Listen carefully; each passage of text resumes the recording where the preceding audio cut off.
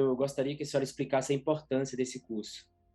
A ideia do curso, ela surgiu porque eu sou a professora responsável pela cadeira de vigilância sanitária da universidade, é uma disciplina da graduação, que atende vários cursos de saúde no campus Ceilândia, mas esse do curso foi para levar para a população em geral conhecimentos que fomentem, que compreendam um pouco o momento que nós estamos vivendo, até para entender as relações que estão acontecendo quando normas sanitárias são colocadas e elas não são muito bem compreendidas pela população em geral, que tem uma relação chamada de poder de polícia sanitária, que ela coloca de certas formas questões no qual o público ele prevalece sobre o particular. O curso também trata sobre essa profusão de notícias falsas acerca da própria pandemia. O que eu tento trazer? Né? Porque até a dimensão ideológica tem um ponto muito importante nessa questão. Né? O que eu tento trazer é quais são os lados que podem estar sendo abordados ali. Eu participo muito de vários grupos, inclusive de pessoas, por exemplo, que são a favor e são contra a vacinação. Vamos falar aí do famoso passaporte sanitário, né? Que o termo ainda é complicado. Então, a gente tem artigos que tratam da questão que o passaporte ele deve acontecer, porque as vacinas têm que acontecer, e artigos que são contra.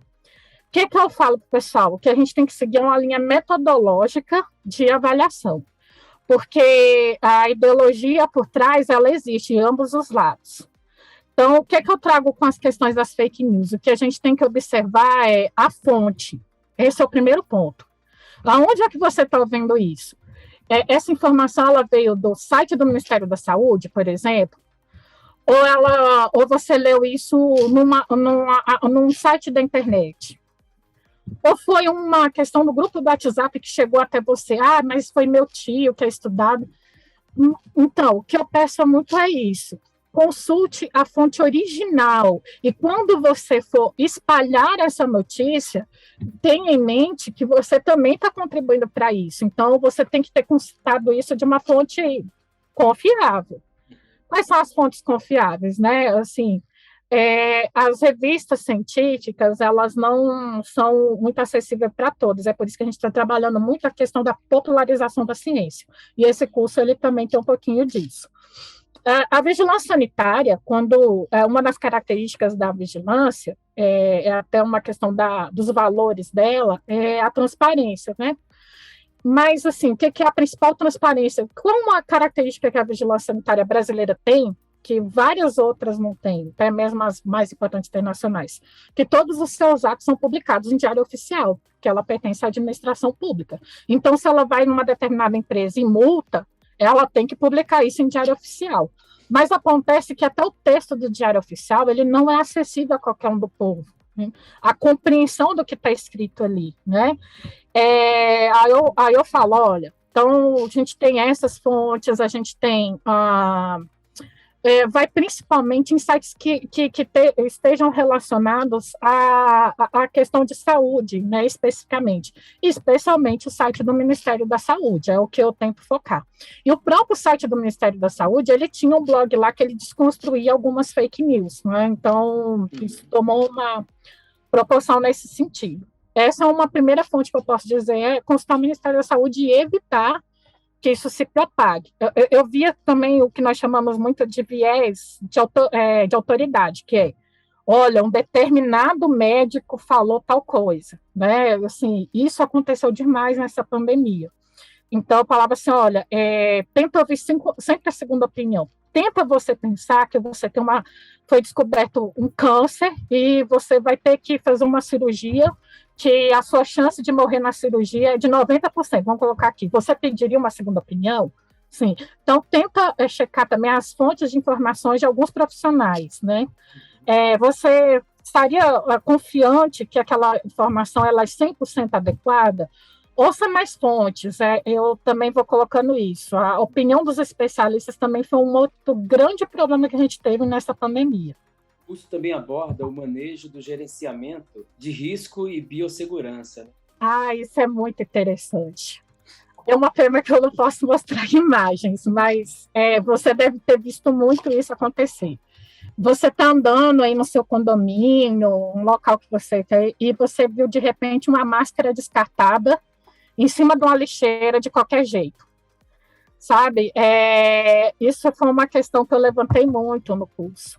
Na questão de biossegurança, a gente pensa a biossegurança, né, com a forma de proteção, e aí tem a questão das máscaras, o descarte. O descarte também é uma questão de biossegurança, porque veja bem, vamos pensar um pouco, ó, que no meu condomínio, uma questão bem importante é o manejo dos materiais reciclados. Aí vamos supor que uma pessoa esteja contaminada com Covid e separou lá o material plástico e etc., e colocou separado. E isso vai para uma cooperativa de catadores, e os catadores vão ter contato com esse material. E aí? Tem algumas questões que a pandemia a gente não aprendeu, né? Assim, ficou meio obscuro. A forma adequada, então isso é uma questão de biossegurança, ou responder uma pergunta básica. Máscara, de fato, protege? Na verdade, o que a gente tem que entender é que ela reduz o risco, ela não elimina. Foi bem no auge da pandemia que a gente não tinha máscaras cirúrgicas totalmente disponíveis. Então, a gente fez um acordo coletivo que as máscaras cirúrgicas ficariam para os profissionais de saúde. Mas qual foi o problema? Que as pessoas, então, passaram a usar máscara de tecido e não pensaram no seguinte, que essas máscaras, em cada ciclo de lavagem, a trama do tecido, ela abre. Então, aí, a gente pode, sim, passar ali gotículas, tudo pode levar à contaminação viral. A Anvisa chegou até a determinar que esse reuso da máscara aconteça em até 30 vezes. A gente trabalhou em alguns testes que nós produzimos em laboratório, a gente verificou que, no máximo 8 vezes de reuso, que daria, assim, alguma garantia, entendeu? A gente testou isso com bactérias.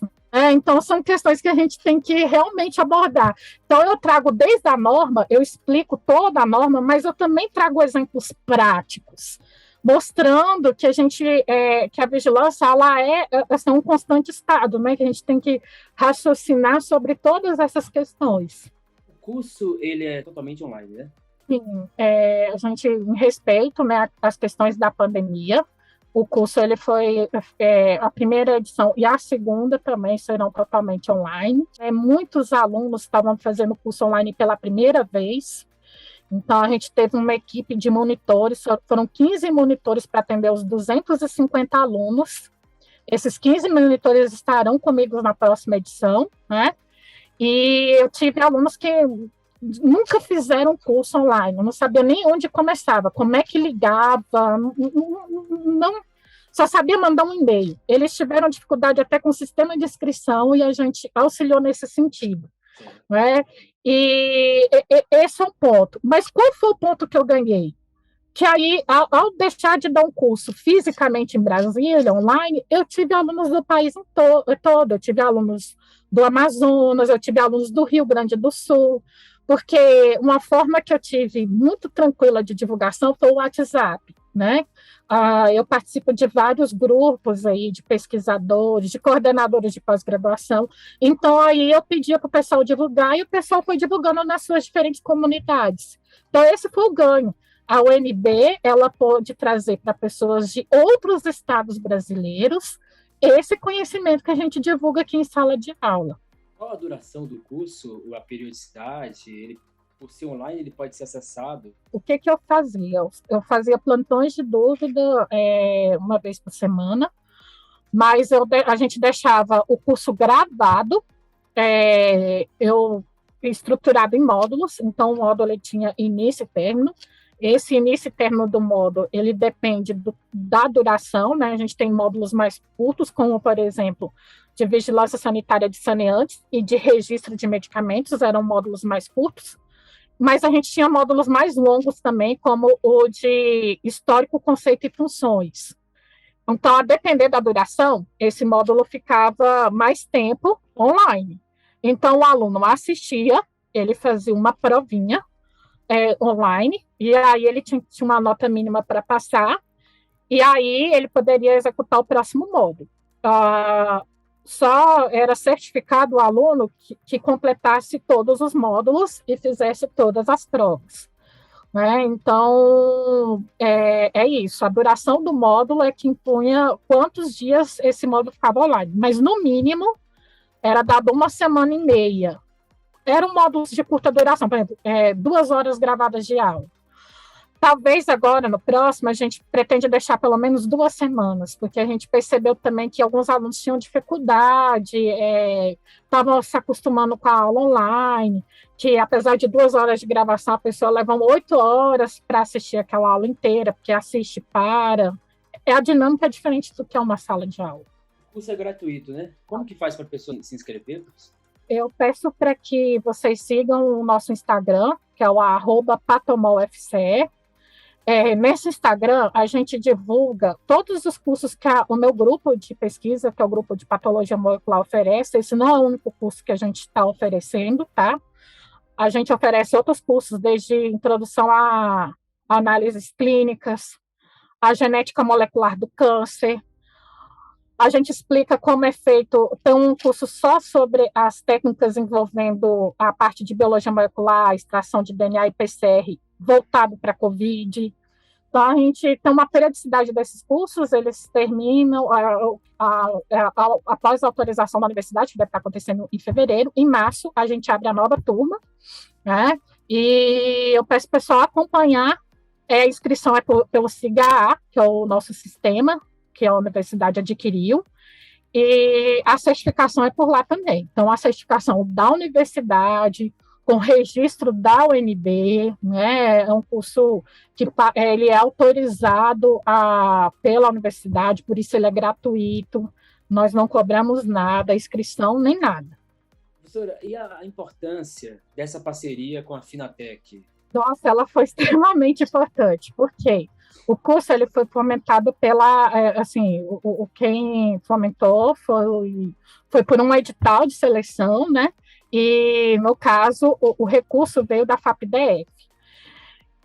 Gerir recurso público é uma extrema responsabilidade, e tanto é que a gente teve uma mudança recente, né, da legislação que trata dessa questão do manejo dos recursos públicos. E isso é uma questão que na universidade a gente se preocupa muito, muito mesmo, assim, que todo recurso que a universidade recebe, a gente tem uma responsabilidade sobre ele. E a Finatec, a parceria foi, eu recebi R$6.000, com esses R$6.000 eu adquiri um notebook, que tinha câmera, tudo, eu não dispunha desse recurso, e de uma impressora, né, com materiais para impressão. Isso foi o dinheiro que eu recebi. Mas até para isso, para 2 equipamentos que tecnicamente seriam simples, teve todo um processo de seleção de onde esses equipamentos poderiam ser comprados, valores, eu tive problema com flutuação de dólar. Então, eu tive esse suporte para que essa compra fosse feita da forma mais dentro possível da lei, né? Então, todo o recurso ele foi utilizado dentro da extrema legalidade, e a gente executou todo o recurso garantindo que não houvesse nenhum desvio do dinheiro público. Né? Então, a Finatec ela me auxiliou nesse sentido, porque aí eu pude ter a tranquilidade de focar no curso, na qualidade do curso, porque essa responsabilidade é uma responsabilidade muito grande mesmo. Finatec, da boa ideia ao grande impacto.